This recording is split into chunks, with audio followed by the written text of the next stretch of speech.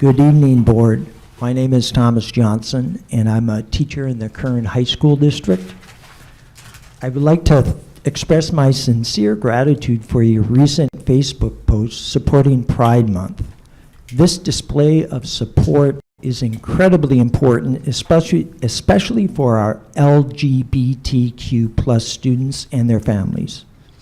Your commitment to inclusivity and support for the LGBTQ plus community sends a powerful message of acceptance and respect to all students and family members in our community. Thank you for your leadership and for fostering an environment where everyone can feel valued and safe. Colin Festi. I worked for 36 years with the Bakersfield City School District Video Production, and first of all, I want to thank the board and community members for all supporting the written policy on supplemental materials at the last meeting. While it did take a couple of months longer than it should have, thanks to confusion over a number of proposed amendments added a few days before one meeting and then removed during that meeting, the policy continues that students will have access to a variety of books needed for a full educational experience. I would also like to thank the Kern County Superintendent of Schools for the recognition of Pride Month on their Facebook page.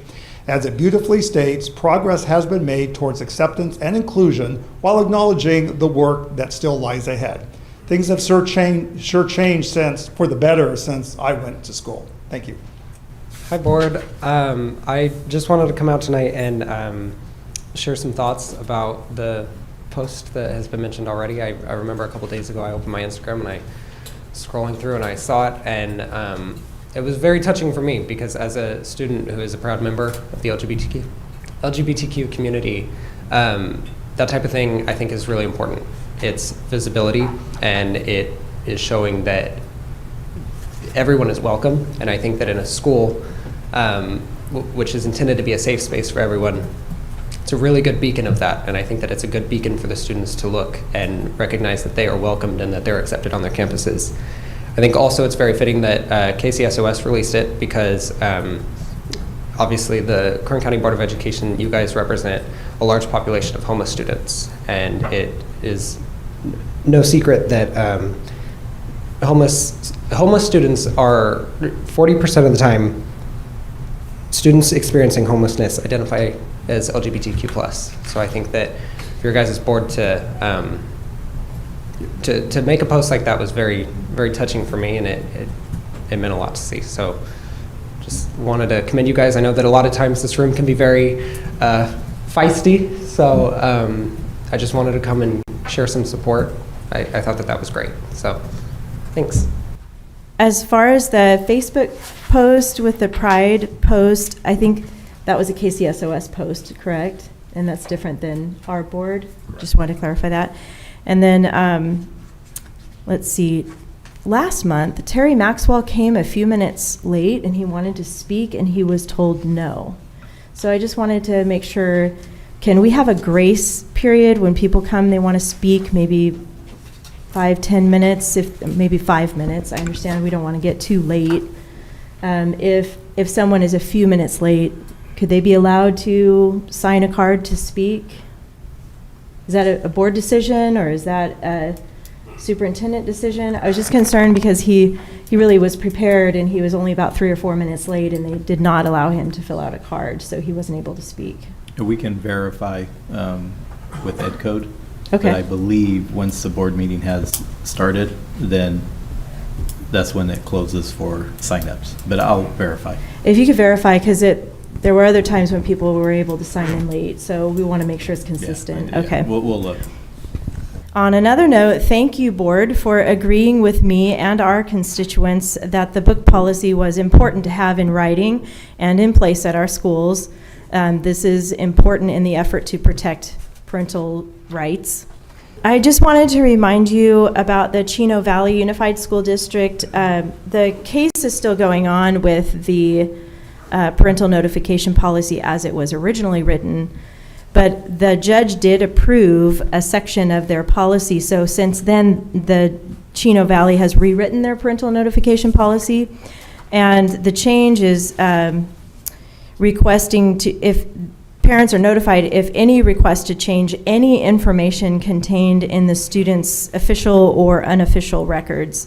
So official meaning like county and state databases like ARIES, and unofficial meaning like adding a sports team, a school club, a seating chart in the classroom, those type of unofficial changes.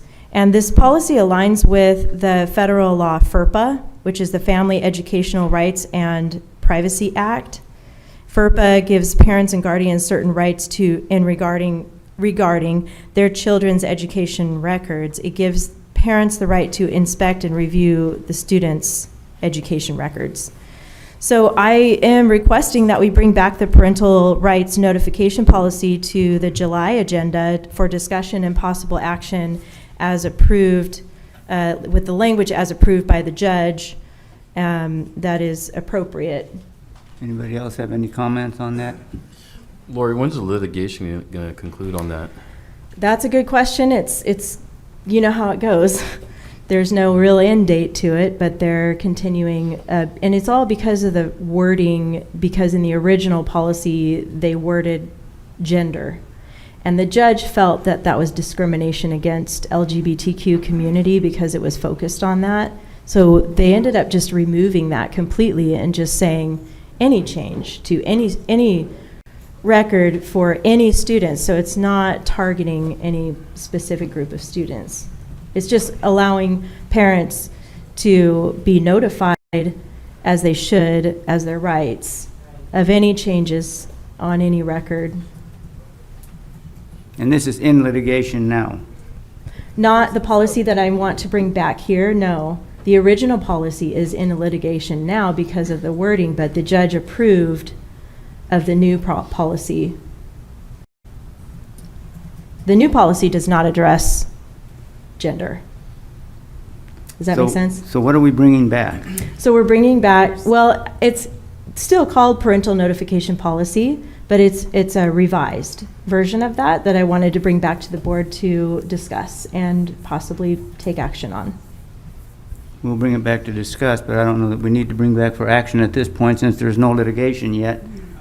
So I don't mind if we bring it back to discuss, but no action on it. Any problems with that, anybody? No, and you're saying no action because it's in litigation? Yes.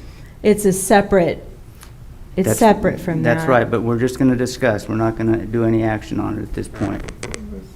Just for clarity for the board, any policies could not be taken action at a first meeting. You would have to have a discussion, and then kind of like a board policy, you have introduction to it, and then at the next board meeting, if it moves forward, you can take action. All right, thank you. I just wanted clarity so I knew what we were putting on the Thank agenda. you, because I mean, we did talk about it before, so technically it's coming back, but it's not because it's a different wording, so I'm thinking. Correct, last time it was voted that we would not have a policy, and so to bring anything different back, it would start over again. I think it was voted that we would table. I don't think it was Correct. shot down, but Until we were the just. litigation. So that's why I'm bringing it with new verbiage that is accepted by the judge and is new in that sense. So we'll just treat it like a first read, first time. Would you To send the the board. language to Merrill for her to put into the? Yeah, we will Absolutely. have legal you. look at it as well. And Okay. present. Thank Paula? you.